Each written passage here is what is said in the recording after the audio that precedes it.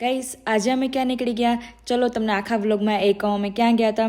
તો hello guys, કેમ છો બધા? મજામાં. વિન્ટર સેશન ચાલુ છે, તમને બધાને ખબર જ છે. અને આનેમાં સવારમાં કેટલી ઠંડી થાય છે. તો હું બેઠી ગઈ હતી તડકા માટે. પછી ત્યાં બેઠી બેઠી મેં સામે જોયું તો અમારી મમ્મીએ શું કાંડ કરેલો હતો. પછી હું ત્યાં બેઠી જોઈ કે મારા મમ્મી કંઈ પણ કરી શકે છે.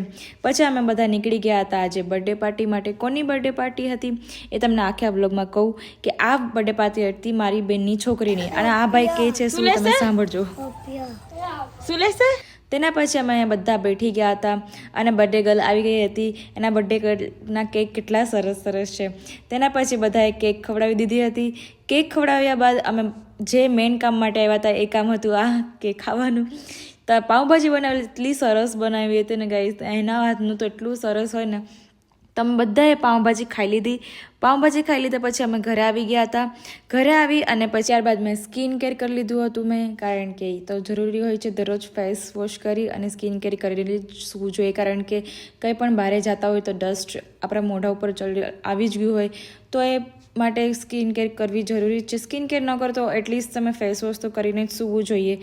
અને આજનો વ્લોગ અહીંયા જ. અને thank you for watching. Bye bye guys. Like share subscribe કરવાનું ભૂલતા નહીં.